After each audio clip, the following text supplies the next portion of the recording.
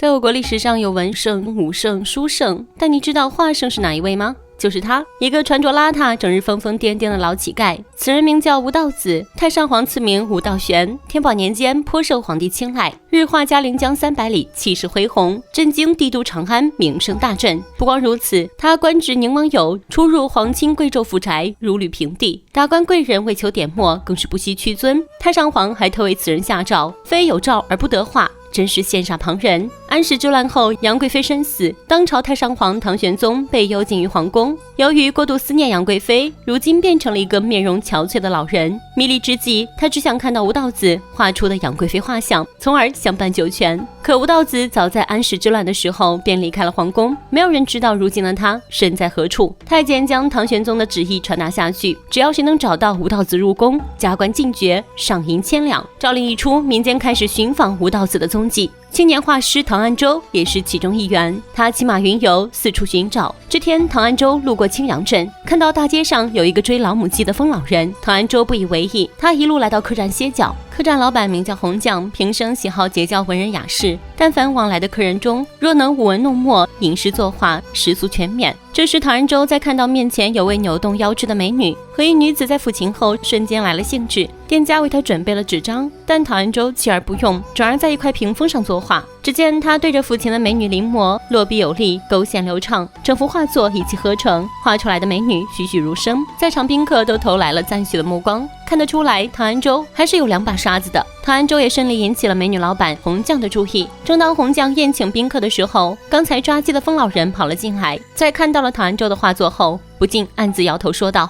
这张画墨焦而不润，运笔立足却无气，有形却无神韵。管家斥责疯老人不要乱说话，谁知疯老人吞下一口酒，下一秒就喷在画作上。唐安州瞬间怒了，如我画者便是如我，所以拔出剑就要斩杀老人。洪将赶紧上前阻止，声称老人是镇子上的癫子，何必和一个疯子计较呢？唐安州愤愤不平，但在别人的地盘也只能压下内心的火气。夜晚，洪将和吴道子相对坐在河边，看着河水漂流而过。吴道子坦言，如今的他远离了宫内的争斗，内心怡然自得，他十分享受现在的生活，对于白天的举动实属他的情不自禁，差点坏了现在的这份安宁。与此同时，留宿在客栈的唐安州夜不能寐，他回忆起了皇上的那道诏令，又想起白天疯老人的话语，内心开始怀疑疯老人的身份。闲来无事的他举起油灯，端详着白天的那幅画，结果一看不得了，酒过画作，墨里竟分成了3色，非但有神，而且还有气韵。画像中的美女也更加明媚动人。如此记忆也让唐安州对老人的身份产生好奇，难道说他就是大唐第一画师吴道玄？为证明自己的猜想，唐安州立刻向管家打听疯老人的来历。管家告诉他，老人姓胡，是个癫子，平时就靠给别人画个钟馗、门神什么的为生。可唐安州认为老人的身份不简单。隔天一大早，唐安州就开始满大街打听疯老人的住所。他发现每家门上都贴了老人画的门神，笔墨神采奕奕，苍劲有力，不像是普通人能画出来的。当即断定老人绝非等闲之辈。来到一片荒郊野外，终于找到了老人的家。老人居住的环境十分简朴，就是一个茅草盖成的破屋子。唐安州毕恭毕敬地喊了几声，也没有人回应，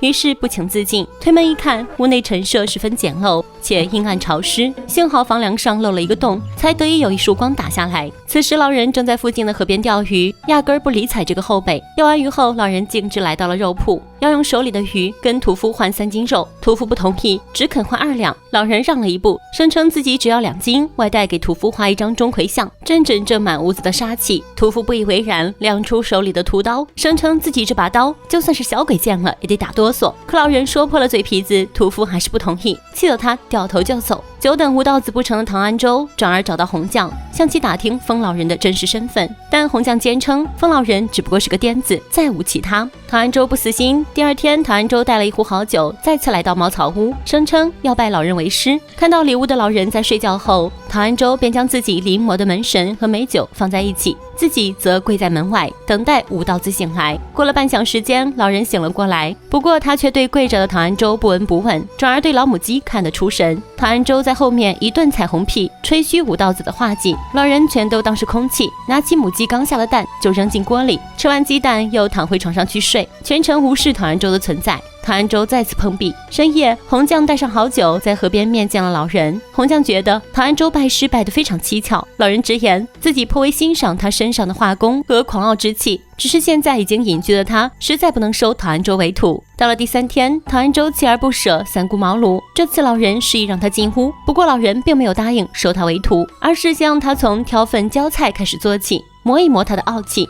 消一消他的脾气。唐安州也没有一句怨言，只当师傅是在磨练他。没过多久，唐安州就得到一次近距离观摩的机会。老人被一个农民请到家里去画送子观音，传闻老人画出的送子观音十分灵验。唐安州跪在一旁端默，老人提笔直接在墙上作画，手中的笔线稳如泰山，游走如龙，一盏茶的功夫就勾勒出了一幅栩栩如生的送子观音图。农民看完十分满意，唐安州更是被震惊到了，这哪里是人画的，明明是神，也让他确定老人就是画圣吴道子，没错了。等到老人画完，唐安州发现这幅画没有落款，老人撂下一句自己没有落款便离开了。晚上唐安州彻夜难眠，他想不通老人为什么不愿承认自己是吴道子的师师，而且不敢落款，怕是被别人发现他的身份。思来想去，唐安州连夜刻录了一个吴道子的印章，决定用它来引出疯老人的身份。很快机会就来了，深夜屠夫家里的狗突然叫个不停，整个院子鸡犬不宁。屠夫拿着刀心神不宁，暗处好像有什么不干净的东西。想起之前老人说过的话，屠夫吓坏了。第2天一大早，屠夫跪倒在了老人门前，求老人帮他画一副钟馗，并直言今后老人只要有余都可以来换肉。一听说老人在作画，唐安州立刻奔赴现场，双手奉上了昨晚刻录的印章。看到印章上的名字后，老人立刻否认了自己的身份。唐安州跪在地上，他笃定如今大唐只有吴道子才有如此的画技。唐安州再三恳求吴道子收自己为徒，老人看出唐安州太看重名利，并不是真心实意的想要拜师，于是一口拒绝了他，还扔掉了手中的印章。这时红酱站了出来，直言瞧到这副人模狗样，怎么可能是宫廷画师呢？你肯定是看错人了。就在众人看唐安州笑话的时候，老人用屠刀砍下案板上的一块肉，然后将猪血涂抹在钟馗身上，一时间钟馗杀气腾腾的模样呈现在众人面前。唐安州大惊失色，他更加确信老人就是吴道子。晚上红酱再次找到吴道子，两人把酒对月。吴道子谈起自己不愿意收徒的原因，当年皇上下诏，吴道子非诏不能作画。现在如果自己承认是吴道子的话，那就是犯了欺君之罪，庆阳镇上有自己画的人都免不了被连累，就连唐安州这个年轻人也逃不了干系。红酱觉得这个唐安州是个可造之才，但吴道子却欲点破唐安州来的目的。他有一颗追求功名和富贵的心，他要的是被皇上赐名的吴道玄，是吴道玄之徒的名分，是能享尽一生的荣华富贵，并不是他这个疯疯癫癫的胡癫子。而红酱也终于现出了自己的身份，红酱乃当年叛将罗如山之女，当年罗家被满门抄斩，侥幸逃脱，被吴道玄所救，才得安稳。从此两人患难与共，成为红颜知己。另一边苦闷的唐安州思索着要如何让疯老人承认自己就是吴道子。一旁的管家看到唐安州身上有机可乘，主动献计，既然吴道子不愿意落款的话，那么我们就可以帮忙代劳，借此来逼迫吴道子露出庐山真面目。就在一夜之间，所有庆阳镇上的画都被二人偷偷盖上了吴道子的印章。唐安州手拿印章，用全镇百姓的性命相威胁。吴道子被逼无奈，只能道出吴道子已经死亡的事实。如今吴道子的坟头就立在后山上，见唐安州不信，他便带他前去查看。果然坟头上面写着吴道子的名字，可唐安州还是不信。吴道子说，如果不信就刨开坟墓，看看里面埋的是什么。吴道子赌的就是唐安州不敢挖坟。唐安州站在坟前，这下子也彻底没了法子。可就在当晚，管家无意中偷听到了红酱的身份乃是叛将罗如山的女儿，于是悄悄偷走了红酱的一封家书，转头就交给唐安州，并告知唐安州当年就是吴道子将红酱带离长安的。唐安州恍然大悟，深夜他冒着大雨刨掘坟墓，发现里面没有尸体，只有一块非有诏不得作画的金牌。唐安州知道自己被耍了，恼羞成怒的他拿着那块金牌找到红酱，用叛军之女的家书要挟红酱，说服吴道子去长安为皇上花养贵妃。此言一出，红酱立刻看透了唐安州的为人，便嘴上答应了唐安州。等到唐安州一离开，红酱便换了身干净的衣服，救命之恩何以为报？如今为了是恩人也是知己的吴道子，他一袭红衣投井自尽。红颜薄命啊！虽然红将死了，但他的管家却叫了官兵，声称胡癫子就是吴道子，而且还有落款为证。官兵当即拿下吴道子以及镇上的27户人家。事已至此，自知罪孽深重的唐安州站了出来，承认印章是自己刻的，落款也是自己偷偷盖的，和其他人无关。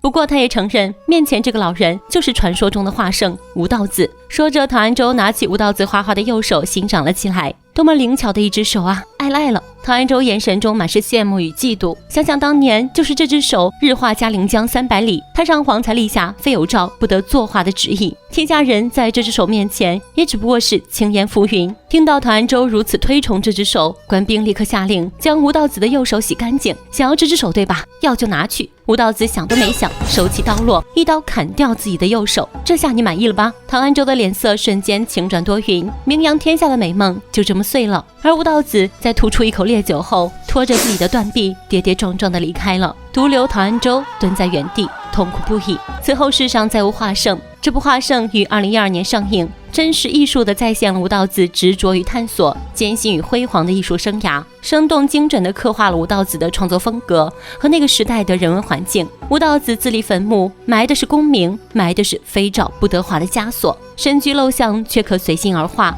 如此境界，堪破浮名，是乃吴道玄也。本期的故事就到这了，我们下期再见，拜拜。